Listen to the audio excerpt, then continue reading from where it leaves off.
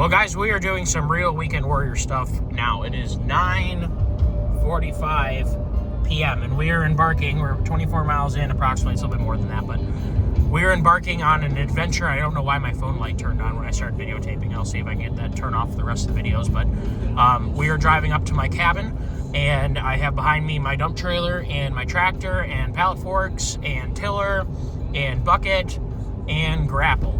We are going to hopefully clean up some of the downed trees with some horsepower and some hydraulic excellence, as well as get food plots ready, because if I don't start doing them now, it's going to be too late. It is middle of June right now. Tomorrow's going to be June 13th. I have an appointment with my propane guy to get a bigger propane pig to put on my property.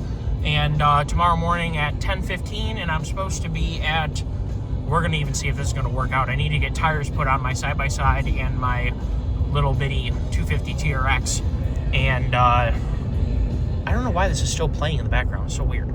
Normally it never does that. So it's supposedly at 8:30 or 8. They want me there at 8 or 8:30 to drop off the machines, and I'm not going to be to the cabin till like 1. So this is a real Weekend Warrior adventure. I just filled up with fuel. I have probably 250 miles to go, or so ahead of me.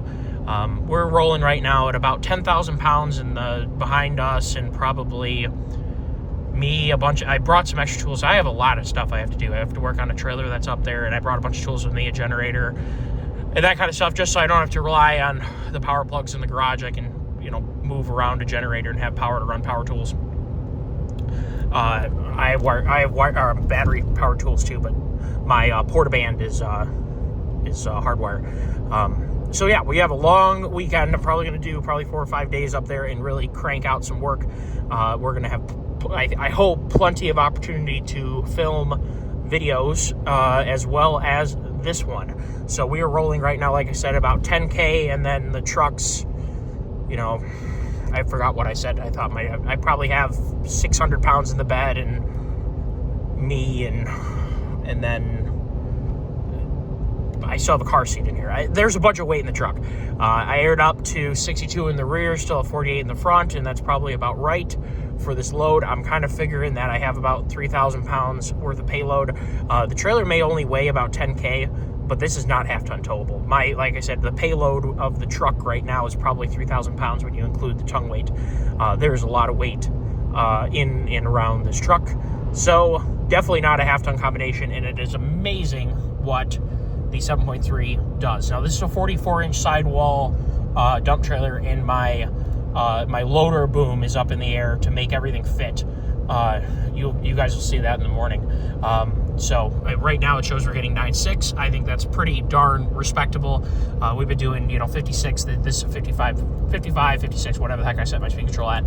So the speed limit is here. When we get up to 75-mile-an-hour speed limit, I doubt I'll go 75. The goal is to make it, not to get there like a whopping 15 minutes earlier than you would if nothing bad happens. So I might go 65. We'll kind of see. I will say that this combination, these Super Duties tow really well. And that's not saying the GMs don't tow well. It's not saying Dodges don't tow well. But this truck is a really stable, excellent platform. If you guys are new to the channel, I have a 2023 F350, 7.3 gas, 373 gear. It's an STX FX4 package, so factory locker. It's a nicely equipped truck, 4,381 pounds of payload.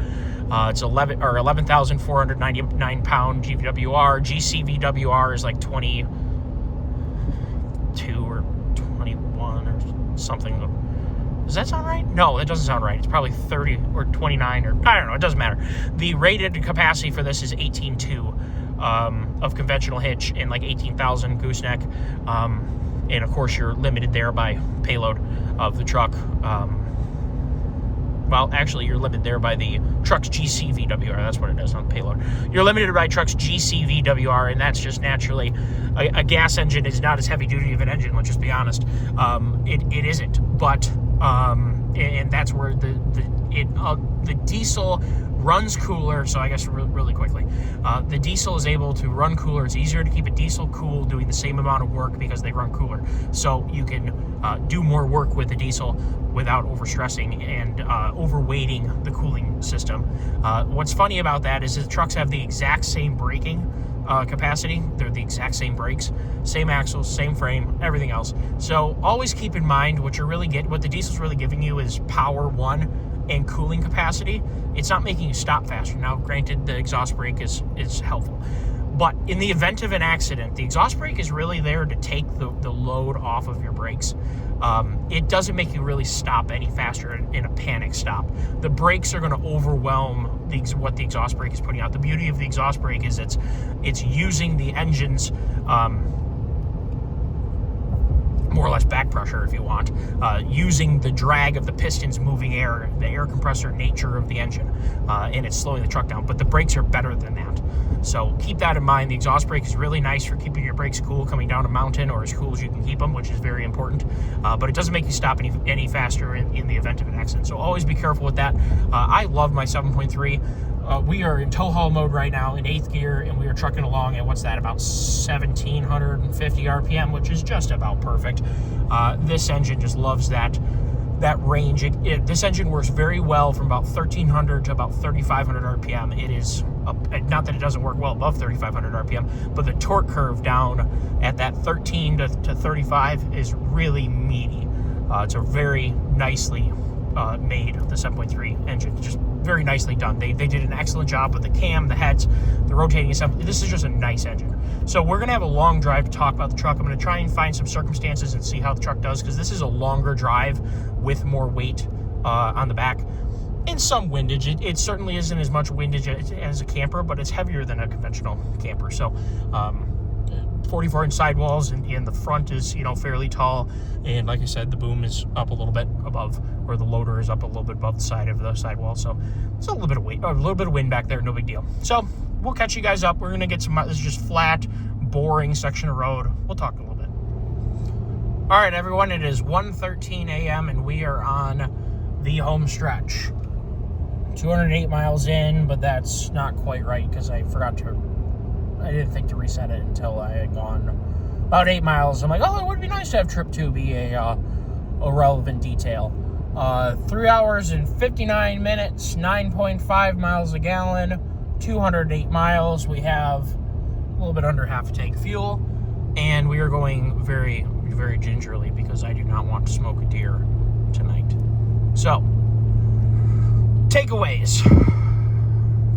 I need a bigger trailer. Not relevant to this situation, but the more stuff I do up here at the cabin, the more I'm kind of thinking at some point, someday, a 40-foot gooseneck is going to be in deck over gooseneck is going to be in the fleet, because to be able to bring all your stuff in one foul swoop is definitely going to be the way to go down the road. I had to make an opportunity cost on not bringing the brush mower, and I'm really kicking myself that I really might want to have the brush mower. So we'll see what happens. See what we can get done without the brush hog for the tractor. We only have probably 10 minutes to go. 10 or 15, 10, 12 minutes, I think. The truck's running great. The headlights are working perfectly. The brake lights are working perfectly. I've had a long time. I'm alone, so I've had a long time to kind of get to know the truck a little bit more. I mean, I've had it now 25,000 miles, so you think I know it by now. But when you got nothing else to do besides feel what it feels like and to kind of get to know the 7.3 a little bit more, towing a little heavier, a little bit longer of a distance with hills and whatever, it's really a special package. If this powertrain combination was available in 2002, no one would be talking about any other thing on the market, or 2005 or whatever, 2007. No one would be talking about any OEM truck if this powertrain was available back then. It is kind of a dream powertrain setup, and we're kind of living the dream now. Time is good. Why did that look like a deer? That sign right there kind of looked like a deer. So we're going to do, or this is kind of our after action report here. I'll kind of see how it edits in. There's Bambi right there. Please don't run out, you goofball. I love my truck. I don't want it to get damaged. Well, there's kind of the real world takeaway right there, is that I don't want my precious truck that I love to get damaged. So hopefully we make it home okay. Tomorrow we will do an after action report on the drive. We'll get the trailer unloaded and maybe we'll get a little bit of work done. This will be it for tonight. I am tired, and I'm sure I sound like I'm drunk. When I get tired, I slur my words so bad. I don't know what the reason is. I'm tired. I'm always tired. Yeah, we'll talk in the morning. Take care all. I don't know how I'm going to edit this together. It'll just be, we'll find out how this is all arranged when I'm a little bit more of sound mind. Take care all and have a great day.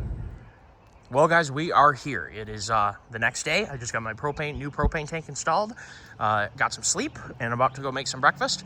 And we'll start unloading this thing after the rain ends, because why work in the rain? We got plenty of time here. There's no rush. So she did as perfectly as you could believe, even though you can tell she's squatting. There's some weight in her.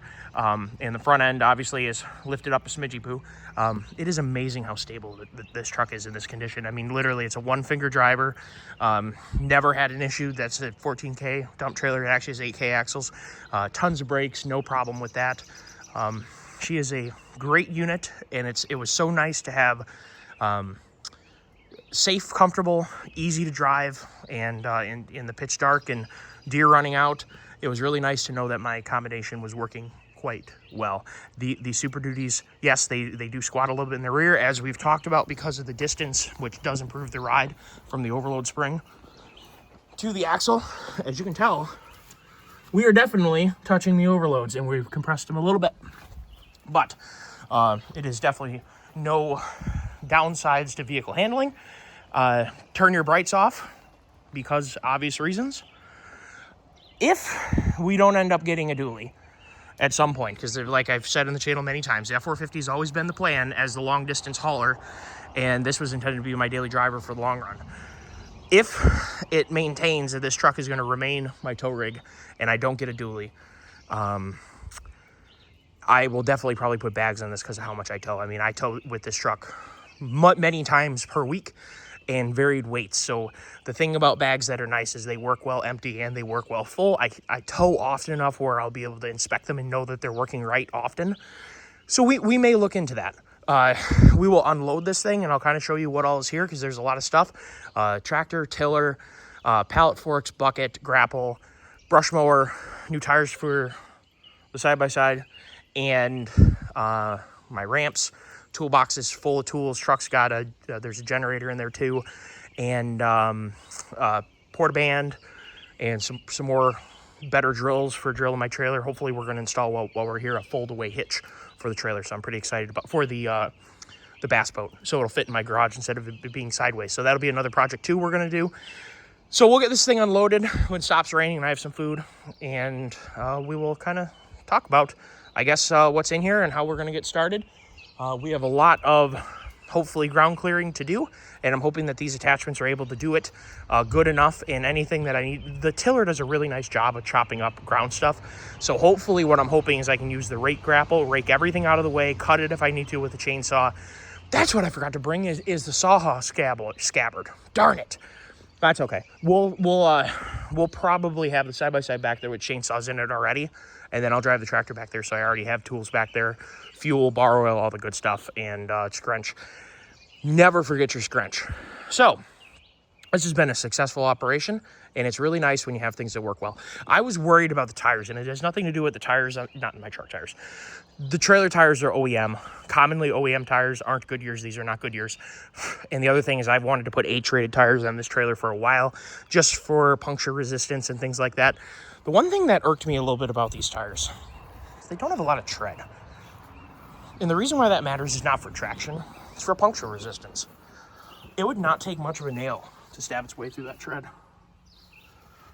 And you can see we're not that far from the rest of the carcass of the tire. So I mean, there's a decent amount of miles on these tires, but not enough to constitute that much wear. These are called Diamond Back Radial STs. And they've been fine. They've been relatively decent. I will say this tire, though, was punctured. It was repaired when my buddy borrowed the trailer. It got punctured. I'm not sure where the patch is. in the plug, but it's not like they are immune to punctures, and that was one thing I was worried about the whole way, was be a lot of work to change the tire with this much weight in here with the bottle jack. So I opted to not bring an extra jack with me. Sort of shame on me, but then again, I got all this loaded in about 17 minutes. So I kind of turned and burned. So I didn't bring a good jack. So shame on me, but we have a jack here. Hopefully you guys enjoyed the video. And if you have any questions about your 7.3, your Super Duty, or what you're towing, and if you have any interest in tractoring, doing property work, food plot work, tree cleanup, stay tuned for those videos that are usually in either property improvement playlist or tools and equipment, which is where the tractor stuff goes. Take care, everyone. Have a great day.